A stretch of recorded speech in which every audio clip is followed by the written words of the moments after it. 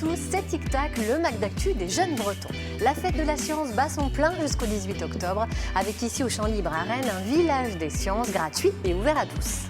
Mais au-delà, c'est toute l'année que l'Espace des Sciences vulgarise la culture scientifique en la rendant accessible au plus grand nombre. De quelle façon? Par le travail des médiateurs scientifiques, des conférences, des expositions, un planétarium et un laboratoire ludique où ont lieu, croyez-moi, des expériences qui font leur petit effet. Attention! Wouh! Dans cette émission, vous ferez aussi la connaissance d'un jeune breakdancer de 12 ans qui défie les lois de l'apesanteur. Mais pour l'instant, retour sur Terre, c'est l'heure de l'actu en bref. L'actu en bref rimait ces derniers jours avec tempête Alex, celle qui a touché la Bretagne et la France entière en fin de semaine dernière, provoquant des coupures d'électricité et de gros dégâts. Ça soufflait fort dans notre région jusqu'à 186 km/h enregistré à Belle-Île-en-Mer.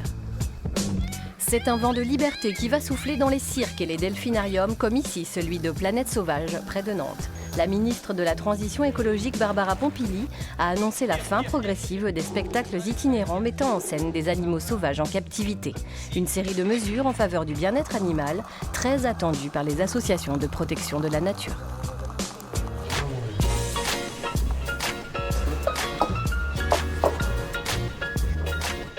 Nous sommes de retour à l'Espace des Sciences dans l'antre des petits chimistes. Ici, c'est le laboratoire de Merlin, un terrain d'expérimentation sans fin pour les plus jeunes qui peuvent ainsi découvrir différents principes physiques tout en s'amusant. D'ailleurs, on va faire une petite expérience.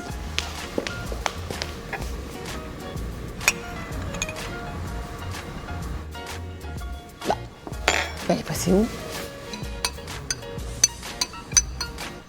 C'est souvent de cette façon que les enfants commencent à s'intéresser à la science. La preuve dans le Databrest de cette semaine raconté par Mathéo, 11 ans de Beauvais en Ille-et-Vilaine. À toi Mathéo, moi je vais essayer de comprendre ce qui se passe pendant ce temps-là. Moi la science, j'adore ça. Ça fait boum, ça fait pchit, c'est vivant quoi. Bon, faut que je vous avoue une chose. Ma première expérience scientifique a été un peu mouvementée. J'ai essayé de reproduire l'éruption d'un volcan en provoquant une réaction chimique sans danger. J'ai mélangé du bicarbonate de sodium, du colorant et du vinaigre blanc. De la fausse lave est sortie. Un peu trop, tout a débordé et après je me suis fait un peu gronder.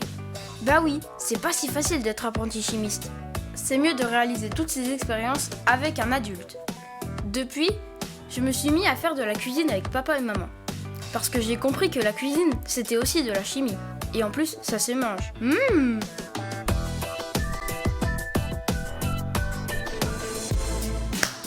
Passons du système digestif au système solaire. L'Espace des Sciences abrite un planétarium avec un immense écran de 14 mètres de diamètre et 96 boutons pour piloter le tableau de bord. Antonin Billet et Vincent Bars ont pris un ticket pour l'espace. Galaxies, nébuleuses et trous noirs vont bientôt dévoiler une partie de leurs secrets. Bienvenue dans l'antichambre de l'univers. Ici, le visiteur acclimate ses yeux à la pénombre et quelques minutes plus tard, nous grimpons dans le dôme notre capsule spatiale.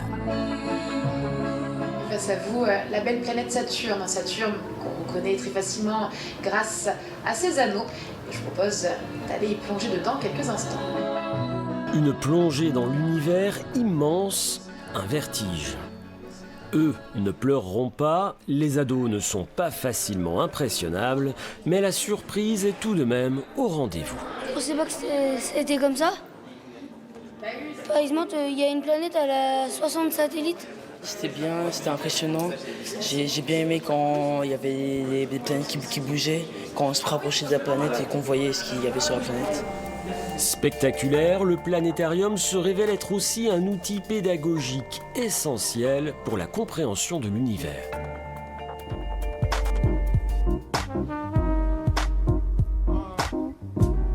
Comme chaque semaine, on va retrouver un jeune breton talentueux. Celui-ci défie toutes les lois de la gravité.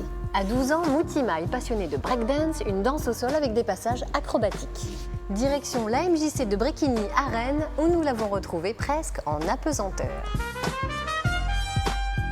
2 fois par semaine, Moutima, 12 ans, suit les cours de breakdance de son coach Angelo qui, comme lui, ne lâche rien. Moutima, il apprend vite. Et en fait, il a des facilités au niveau de sa souplesse, il comprend très vite les choses et surtout il s'intéresse à tout, donc c'est cool. C'est assez facile en fait de travailler avec lui.